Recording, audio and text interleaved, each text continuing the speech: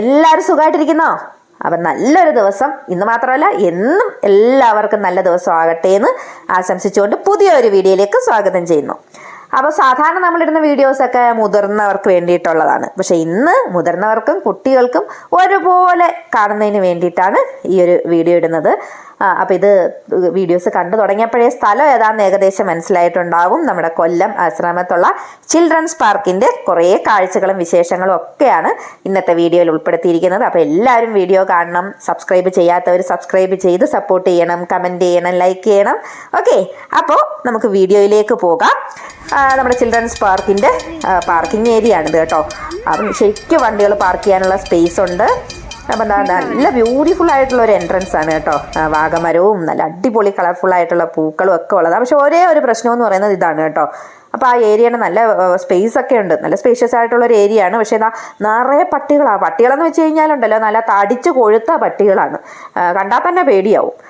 അപ്പോൾ അവിടുത്തെ ticket rate ഒക്കെ 24 രൂപയും കുട്ടികൾക്കാണെങ്കിൽ 12 രൂപയും ഒക്കെ ഉണ്ട്. നമ്മുടെ കൊല്ലം മുനിസിപ്പൽ കോർപ്പറേഷൻ്റെ അണ്ടറിലാണ് ഈ ഒരു പാർക്ക് വരുന്നത്.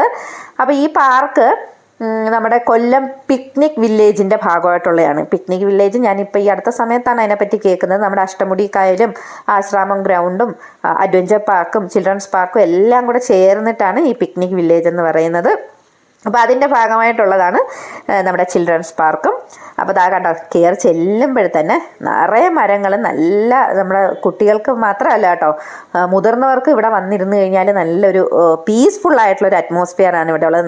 ഈ പോണ്ടൊക്കെ പുതിയതായിട്ട് പണിഞ്ഞതാണെന്ന് തോന്നുന്നു കേട്ടോ. നല്ല ഭംഗിയായിട്ടുണ്ട്, ഒരു കളർഫുള്ളായിട്ട്. പക്ഷേ നോക്കിയാൽ അതൊട്ടും ക്ലീൻ അല്ല കേട്ടോ.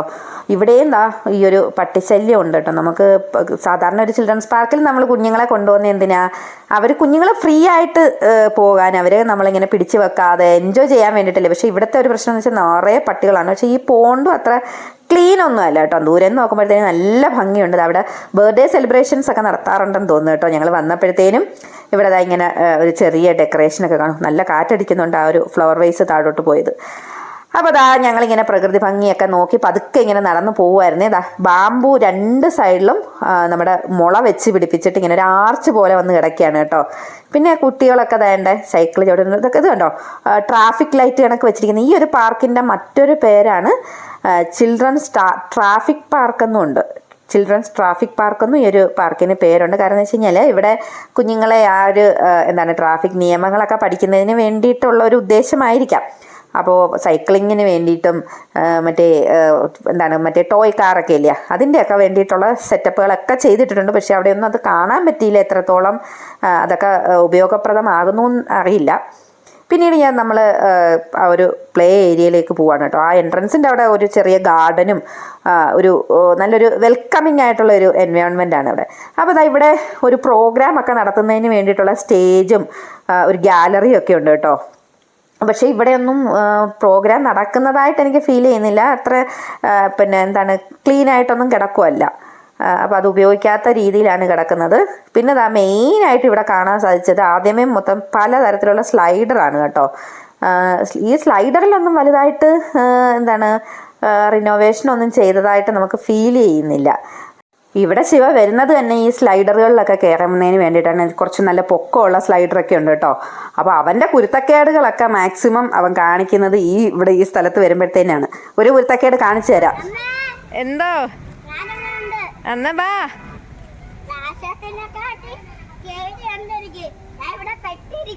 ഇങ്ങോട്ട് ഇറങ്ങി വാടി, വാ ഇങ്ങോട്ട്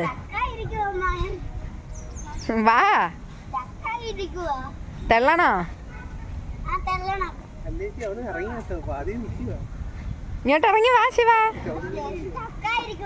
മോൻ തള്ളി തള്ളി ഇറങ്ങി വാ. കള്ളനാ, പേടിയൊന്നും ഇല്ലേടി?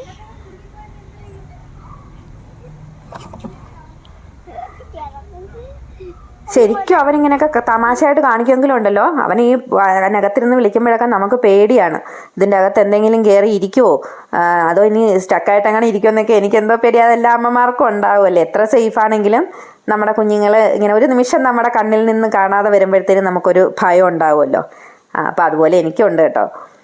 പിന്നീട് ദാണ്ടെ ഇങ്ങനെയുള്ള ഈ ഒരു ഏണി കയറിയുള്ള പരിപാടികൾ കുറേ ഉണ്ട്. കുഞ്ഞുങ്ങളുടെ മസിൽ സ്ട്രെങ്ത് ഒക്കെ നന്നായിട്ട് കൂടും കേട്ടോ. ഈ ഒരു കുഞ്ഞേണിയും മറ്റേ സ്ലൈഡറൊക്കെ കയറുന്ന സ്റ്റെപ്പും ഒക്കെ കയറുമ്പോഴത്തേനും ഇവരുടെ കൈ നല്ല മുറുകെ പിടിച്ചല്ലേ കയറുന്നത്. അപ്പം കൈയുടെ സ്ട്രെങ്തും കാലിൻ്റെ സ്ട്രെങ്തും ഒക്കെ കൂടും. നമ്മുടെ ഈ കുട്ടികളുടെ പാർക്കുകളൊക്കെ എന്തിനാണ് ഉദ്ദേശിക്കുന്നതെന്ന് ചോദിച്ചു കഴിഞ്ഞാൽ, പഴയതുപോലെ ഫിസിക്കൽ ആക്ടിവിറ്റി കുഞ്ഞുങ്ങൾക്ക് നടക്കുന്നില്ലല്ലോ. അവരുടെ ബ്രെയിൻ ഡെവലപ്പ് ചെയ്യണമെങ്കിൽ അതുപോലെ തന്നെ ബോഡി മൂവ്മെൻറ്റ്സും ഉണ്ടാകണം. അയൽപ്പക്കത്തൊക്കെ പോയി പണ്ട് കളിക്കുമായിരുന്നല്ലോ കുട്ടികളെല്ലാം കൂടെ കൂട്ടത്തോടു കൂടി. വെക്കേഷൻ ആകുമ്പോഴും അവധി ദിവസങ്ങളിലും സ്കൂൾ കഴിഞ്ഞ് വന്ന് വൈകിട്ടും ഒക്കെ എന്തൊരു കളികളായിരുന്നു. ഇപ്പം അങ്ങനെ ഉണ്ടോ? ഇപ്പോൾ ഒന്നുമില്ല. അപ്പോൾ ഈ ഒരു ഇപ്പോഴത്തെ ആ ഒരു കാലഘട്ടത്തിൻ്റെ പോരായ്മകളെ മറികടക്കുന്നതിന് വേണ്ടിയിട്ടാണ് നമ്മൾ ഇത്തരം ഒരു പാർക്കുകളും ഒക്കെ നമ്മുടെ ഒരു ഡെവലപ്മെൻറ്റിൻ്റെ ഭാഗമായിട്ട് ഉണ്ടാക്കി വെച്ചിരിക്കുന്നത്. പക്ഷെ അത് നമുക്ക് ഫലവത്തായിട്ട് ഉപയോഗപ്പെടുത്തണമെങ്കിൽ അവിടെ സേഫ്റ്റി, സെക്യൂരിറ്റി ഇതെല്ലാം ഉറപ്പുവരുത്തേണ്ടതായിട്ടുണ്ട്. ഇപ്പം എനിക്ക് തോന്നുന്നു ഈ കുറച്ച് സ്ഥലങ്ങളിലൊക്കെ ഇപ്പം പെയിൻ്റൊക്കെ അടിച്ച് വൃത്തിയാക്കി എടുത്തിട്ടുണ്ട്. ഇങ്ങനെ ഈ ഒരു ആനയൊക്കെ വെച്ചേക്കുന്നുണ്ടോ? അപ്പോൾ അതൊക്കെ എന്തോ പണികൾ നടക്കുന്നതിൻ്റെ ഭാഗമാണോ അതോ നേരത്തെ പാതി വഴിയിൽ ഉപേക്ഷിച്ചതാണോ എന്നറിയില്ല. ഫൗണ്ടൻ എന്തോ ആയിരിക്കണം ഉദ്ദേശിച്ചത്. അപ്പോൾ അതും ആ ഭാഗത്തോട്ടും ഒന്നും ആൾക്കാർക്ക് ആരും പോകുന്നില്ല. കാരണം വെച്ചാൽ അവിടെ ടോയ് ആയിട്ട് ഒരു ഗെയിമിന് വേണ്ടിയിട്ടുള്ള പരിപാടികളൊന്നും അവിടെ ഇല്ല. പിന്നീട് കുറേ നടക്കാനുള്ള സ്ഥലങ്ങളൊക്കെ ഉണ്ട് കേട്ടോ. അവിടെയൊക്കെ നല്ല ക്ലീനാക്കി ഇട്ടിരിക്കുക. മുമ്പ് ഒരിക്കലും ഞാൻ വന്നപ്പോൾ നിറയെ പോച്ചയൊക്കെ കയറിയിട്ട് ഇടയ്ക്ക് പേപ്പറിൽ കിടക്കുന്നുണ്ടായിരുന്നു പാമ്പ് ശല്യം ഉണ്ടെന്നൊക്കെ. പക്ഷെ ഇപ്പം അങ്ങനെയൊന്നുമില്ല കേട്ടോ. അങ്ങനെ പേടിക്കാനൊന്നുമില്ല. ഇതിലെ വെള്ളമൊക്കെ അതുണ്ട് അഴുക്കായി കിടക്കുകയാണ്. ഇപ്പം അങ്ങനെ നമുക്ക് പട്ടിയെ മാത്രം പേടിച്ചാൽ മതി. ഇത് ചെടി കണ്ടോ, നമ്മളിലെ ഓരോരുത്തരുടെയും നക്ഷത്രമൊക്കെ എഴുതി വെച്ചിട്ടുള്ള ചെടികളൊക്കെ ഉണ്ടല്ലോ. അപ്പം അങ്ങനെയുള്ള കുറേ കാര്യങ്ങളൊക്കെ ഇവിടെ ചെയ്തിട്ടുണ്ട്. ഒരുപാട് കാര്യങ്ങൾ ചെയ്യുന്നുണ്ട്, പക്ഷെ അതൊന്നും കംപ്ലീറ്റ് ആകുന്നില്ല എന്നാണ് എനിക്ക് തോന്നുന്നത്. അപ്പോൾ അതിൻ്റെ ഒന്നും ഫോളോ അപ്പ് നടക്കുന്നുണ്ടാവില്ല. അതുകൊണ്ടായിരിക്കണം ഇങ്ങനെയുള്ള പ്രശ്നങ്ങളൊക്കെ ഉണ്ടാകുന്നത്. അതാണ്ട് ഊഞ്ഞാലുണ്ട്, സ്ലൈഡറുണ്ട്. കൂടുതലും അധികമായിട്ടുള്ളൊരു നമ്മളൊരു പൈസ കൊടുത്ത് കയറുമ്പോൾ പ്രതീക്ഷിക്കുന്ന കുറേ കാര്യങ്ങളൊന്നുമില്ല. പക്ഷേ മുതിർന്നവർക്ക് കുറച്ച് സമയമൊക്കെ ഫ്രീ ആയിട്ട് വന്നിരിക്കാനോ ഒക്കെ നല്ലൊരു കാം ആൻഡ് ക്വയറ്റായിട്ടുള്ള കുറേ ഏരിയാസ് ഇവിടെയുണ്ട്. പ്ലേ ഏരിയ എന്ന് പറയുന്നത് കുറച്ചേ ഉള്ളൂ. കുട്ടികൾക്കുള്ള ഫെസിലിറ്റീസ് ഒക്കെ കുറവാണ്. മെയിനായിട്ട് ഇവിടെ സ്ലൈഡർ മാത്രമേ ഉള്ളൂ കേട്ടോ. പലതരത്തിലുള്ള സ്ലൈഡർ, പിന്നെ ഇങ്ങനെ കയറിപ്പോകാൻ ഇങ്ങനെയുള്ള ഒരു 2-3 സെഗ്മെൻറ്റ്സ് ഒക്കെ ഇവിടെ ഉള്ളു.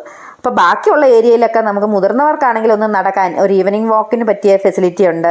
പിന്നെ അല്ലെങ്കിൽ വെറുതെ വന്നിരുന്നൊന്ന് സംസാരിക്കാൻ, ഇപ്പം ഹസ്ബൻഡ് വൈഫൊക്കെ ആണെങ്കിൽ അവർക്ക് വന്നിരുന്ന് സംസാരിക്കാനുള്ള ഫെസിലിറ്റി ഒക്കെ ഉണ്ട്. ഇത് കണ്ടോ, ഇത് ഞങ്ങൾ ഒരു 2 കൊല്ലം മുമ്പ് വരുമ്പോഴത്തേന് വർക്കിംഗ് ആയിരുന്നു. അന്നും ഭയങ്കര നല്ല പെയിൻ്റ് അടിച്ചിട്ടൊന്നും കിടക്കുകയല്ലായിരുന്നു.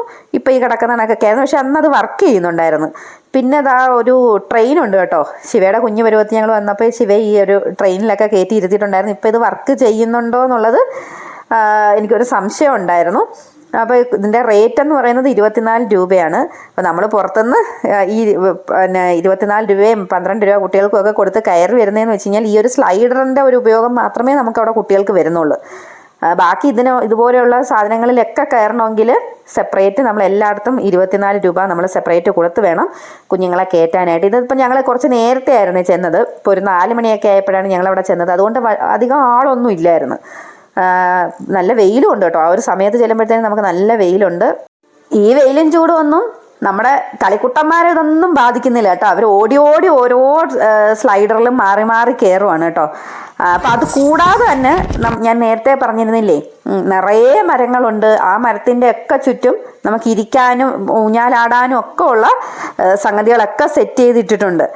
ഇവിടെ വന്ന് ഇരിക്കാനാണെങ്കിൽ നമുക്ക് ഒരുപാട് സൗകര്യങ്ങളൊക്കെ ഇവിടെ ചെയ്തിട്ടുണ്ടെന്ന് എനിക്ക് തോന്നുന്നു. കുട്ടികളെക്കാൾ നമുക്ക് എൻജോയ് ചെയ്യാൻ പറ്റുന്ന മുതിർന്നവർക്കാണ്. ആ കുഞ്ഞ് ഹട്ട് കണ്ടോ, ഇത് നമ്മുടെ പാർക്കിൻ്റെ പല ഭാഗങ്ങളിലായിട്ട് ചെയ്തിട്ടിരിക്കുന്നുണ്ട്. പക്ഷെ അതാരും കയറി ഇരിക്കുന്നത് കാണുന്നില്ല. നമ്മൾ ഇരുന്ന് കാറ്റ് കൊള്ളാനോ കാര്യങ്ങൾ സംസാരിക്കാനോ ഒക്കെ ഉള്ള സൗകര്യങ്ങളുണ്ട്. അത് കണക്ക് തന്നെ നടക്കാൻ പോകേണ്ടവർക്ക് ഇതിന് ചുറ്റും നല്ലൊരു ഫുട്പാത്ത് തന്നെ ചെയ്തിട്ടിട്ടുണ്ട്. അപ്പോൾ ഇത് കുറച്ച് ആ കുഞ്ഞുങ്ങളുടെ പ്ലേ ഏരിയയിൽ നിന്നും കുറച്ച് ദൂരത്തായിട്ടാണ് ഉള്ളത്. അപ്പോൾ അവരെയും ഡിസ്റ്റർബ് ചെയ്യേണ്ട, നമുക്കിതിന് ചുറ്റും നടക്കുകയും ചെയ്യാം, കുഞ്ഞുങ്ങളെ ഒന്ന് നോക്കുകയൊക്കെ ചെയ്യാനുള്ള ഫെസിലിറ്റീസ് ഉണ്ട്. പക്ഷേ ഈ ഒരു പട്ടിശല്യം കാരണവും ഒക്കെയാണെന്ന് തോന്നുന്നു, ഒരു സേഫ്റ്റിയുടെ ഇഷ്യൂ ഉള്ളത് കാരണവും പേരൻസ് ആരും അത് അത്ര അങ്ങോട്ട് ഉപയോഗപ്പെടുത്തുന്നില്ല. എല്ലാവരും കുഞ്ഞുങ്ങളുടെ ചുറ്റും തന്നെ നിൽക്കുകയാണ്.